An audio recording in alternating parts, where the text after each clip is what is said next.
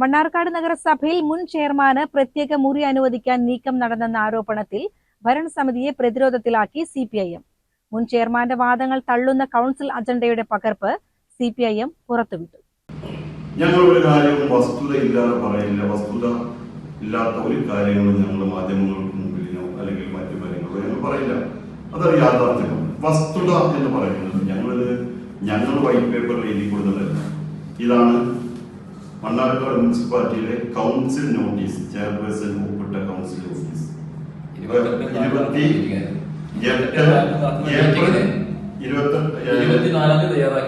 Agenda April മാസം 28-ാം തീയതിയാണ് council തീരുമാനിച്ചത്. ആ കൗൺസിൽ 9ാമത്തെ അജണ്ടയാണ്. ഈ 9ാമത്തെ അജണ്ടയാണ് മുൻ ചെയർമാന് സ്വന്തമായി റൂമുകളാണ്. അതിലെ വാചകം കൃത്യമാണ്. അതിലെ വാചകം മണ്ണാർക്കാട് നഗരസഭയിലെ ക്ഷേമകാര്യ സ്ഥിരം സമിതി അധ്യക്ഷനും മുൻ നഗരസഭാ ചെയർമാനുമായ സി മുഹമ്മദ് ബഷീർ അവർക്ക് ഓഫീസായി ഉപയോഗിക്കുന്നതിലേക്ക് നിലവിലെ റൂമിന്റെ സൗകര്യം അപര്യാപ്തമായതിനാൽ നിലവിൽ സെക്രട്ടറിയുടെ റൂമിന്റെ അപ്പുറത്തുള്ള മുറി ഒരുക്കി കൊടുക്കുന്നതിന് വേണ്ട നടപടി അടിയന്തരമായി, അതിലൊരു അടിയന്തരമായി ചെയ്തു നൽകണമെന്ന് ആവശ്യപ്പെട്ട് നൽകിയ നഗരസഭാ ചെയർപേഴ്സന്റെ കത്ത് കൗൺസിലിൽ. അപ്പൊ ഞങ്ങൾ പറഞ്ഞതാണോ ശരി? മുൻ ചെയർമാൻ പറഞ്ഞതാണോ ശരി? ഈ ചെയർമാൻ എന്താ ഇത്ര പ്രത്യേകത? അവിടെ 5 സ്റ്റാൻഡിംഗ് കമ്മിറ്റി ചെയർമാൻമാരുണ്ട്. ഇതില് ഏറ്റവും പ്രധാനപ്പെട്ടത് വികസന സ്റ്റാൻഡിംഗ് കമ്മിറ്റി എന്നാണ് ഞങ്ങൾക്കറിയാൻ സാധിക്കുന്നത്. അതിനെല്ലാം മറികടന്നുകൊണ്ട് ക്ഷേമകാര്യ ചെയർമാൻ, മുൻ ചെയർമാൻ എന്ന് പറയുമ്പോൾ അയാൾക്ക് നല്ല AC റൂമൊക്കെ അവിടെ സെറ്റ് ചെയ്ത് കൊടുക്കണ്ടേ? എന്നിട്ട് ഇതിനെ പറഞ്ഞത് എന്താണ്? ഇന്നലെ ഞങ്ങൾ അങ്ങനെ ഒരു അജണ്ട കൊണ്ടുവന്നിട്ടേ ഇല്ല, നമുക്കറിയ പോലുമില്ല. മാധ്യമ പ്രവർത്തകരായ എങ്ങൾക്കറിയുമെന്നാണ് ചോദിച്ചത്. ഇയാൾക്ക് എന്താ 2 മുമ്പുണ്ട് അവിടെ റൂമിട്ട് കൊടുക്കാൻ? ശുദ്ധ തമ്മാടത്തിലും എന്തും ചെയ്യാം, ഇതിന് ചോദിക്കാനും പറയാനും ആരുമില്ല എന്ന ധാരണയോടുകൂടിയാണ് പോകുന്നത്. ഇയാളുടെ നേതൃത്വത്തിലല്ലേ ഇന്നലെ വലിയ തോതിലുള്ള അക്രമം അവിടെ അഴിച്ചുവിട്ടത്? എങ്ങനെയാണ് മണ്ണാർക്കാട് മുനിസിപ്പാലിറ്റിയുടെ സെക്രട്ടറി പറഞ്ഞത് ഇവിടെ വലിയ തോതിലുള്ള അഴിമതി നടന്നിട്ടുണ്ട്, അതിന് മറുപടി കൊടുക്കാൻ മാത്രമേ എനിക്ക് സമയമുള്ളൂ, വിജിലൻസ് ഇപ്പോഴും കയറിക്കൊണ്ടിരിക്കുകയാണ്, വിജിലൻസ് ഇപ്പോഴും ഉണ്ട് എന്നാണ്. 10 വർഷം മുമ്പ് 10 വർഷം ഞാൻ കൗൺസിലറായിരുന്ന സാഹചര്യത്തിൽ ഞങ്ങൾ പലപ്പോഴും പറഞ്ഞിട്ടുണ്ട്, നിങ്ങൾ ചെയ്യുന്നത് അഴിമതിയാണ്, ഇത് ചെയ്യരുത് എന്ന് പലതവണ പറഞ്ഞപ്പോഴും ഞങ്ങളോട് പറയുന്ന മറുപടി നിങ്ങൾക്ക് വിയോജിപ്പുണ്ടെങ്കിൽ വിയോജനക്കുറിപ്പ് രേഖപ്പെടുത്താം.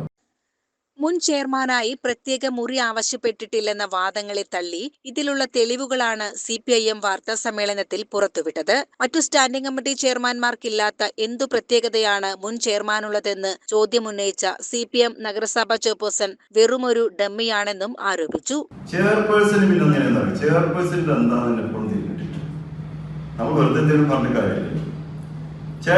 ഇപ്പൊ എന്താന്ന് വെച്ചാൽ യാത്ര, ഒരു സെൽഫി, ഒരു സെക്രട്ടേറിയറ്റിന് മുന്നിൽ പോയി ഫോട്ടോ എടുത്തിട്ടും വണ്ടിയുടെ മുന്നിൽ കൂടെ നടക്കുക എന്നല്ലാതെ നാട്ടിൽ ഡെങ്കിപ്പനി ഉണ്ടോ, നാട്ടിൽ എന്തെങ്കിലും വികസനം നടക്കുന്നുണ്ടോ എന്നുള്ളതിനെ കുറിച്ച് ഒരാൾക്കാരും ഇതില്ല. കാരണം രാത്രി ഉറങ്ങി രാവിലെ നീച്ചോടുകൂടെ ഞാൻ ചെയർപേഴ്സണായി എന്നുള്ള സന്തോഷത്തോടുകൂടി നടക്കുകയാണ്. 2025-26 സാമ്പത്തിക വർഷത്തിൽ വെച്ച ഒരു പദ്ധതികളും ഇതുവരെ മണ്ണാർക്കാട് മുനിസിപ്പാലിറ്റി നടന്നിട്ടില്ല. 2025-26 സാമ്പത്തിക വർഷത്തിൽ വെച്ചതാണ്. നിങ്ങൾക്കറിയാം, ഞങ്ങളതിൽ കൂടി യാത്ര ചെയ്യുന്ന ആളുകളാണ്. ഏറ്റവും മോശമായി കിടക്കുന്നത് നാരങ്ങപ്പറ്റ മുക്കണ റോഡാണ്. അന്ന് ഫണ്ട് അവിടെ നമ്മൾ വെച്ച് ഇന്ന് വരെ അതിന്റെ ഒരു നടപടിക്രമങ്ങളും പൂർത്തീകരിക്കില്ല. അതിന്റെ തന്നെ മണ്ണാർക്കാട് മുനിസിപ്പാലിറ്റിയിൽ പൊതുവായിട്ട് നടക്കുന്നത് എന്ത് പ്രതീക്ഷയാണ് ഈ മണ്ണാർക്കാട് മുനിസിപ്പാലിറ്റിയിലെ ആളുകൾക്ക്? ചെയർപേഴ്സൺ വെറും ഒരു ഡെമ്മിയായിരിക്കുന്ന രൂപത്തിലേക്ക് കാര്യങ്ങൾ പോകുന്നു. പിന്നെ അവിടെ നടക്കുന്ന ചില കാര്യങ്ങൾ നമ്മൾ സൂചിപ്പിക്കാതിരിക്കാൻ തരുന്നൊരു കാര്യമില്ല. ചെയർപേഴ്സന്റെ ഭർത്താവ് ഒരു എഞ്ചിനീയറാണ്.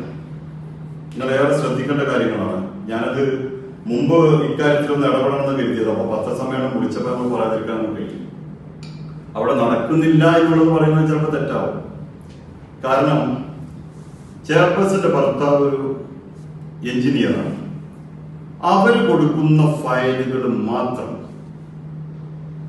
LST ഇടപെടുന്നു, നേരെ ഫയലുകൾ പോകുന്നു.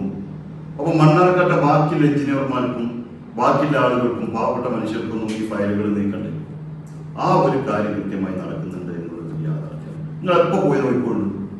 അജണ്ട പുറത്തു വന്നതോടെ UDFിലും മുസ്ലിം ലീഗിലെ ഒരു വിഭാഗത്തിനിടയിലും കടുത്ത എതിർപ്പുയർന്നു. ഇതോടെ ചെയർപേഴ്സൺ സ്ഥലത്തില്ലെന്ന കാരണം പറഞ്ഞ് കൗൺസിൽ യോഗം മാറ്റിവെക്കുകയായിരുന്നു. പിന്നീട് ചേർന്ന യോഗത്തിൽ നിന്ന് ഈ അജണ്ട ഒഴിവാക്കുകയാണുണ്ടായത്. വിഷയം ചോദ്യം ചെയ്തവരെ കയ്യേറ്റം ചെയ്യാൻ ശ്രമിച്ചതായും ലോക്കൽ സെക്രട്ടറി K മൻസൂർ ആരോപിച്ചു. വാർത്താ സമ്മേളനത്തിൽ CPM ലോക്കൽ സെക്രട്ടറിക്കൊപ്പം പ്രതിപക്ഷ കൗൺസിലർമാരും പങ്കെടുത്തു. CCN മണ്ണാർക്കാട്.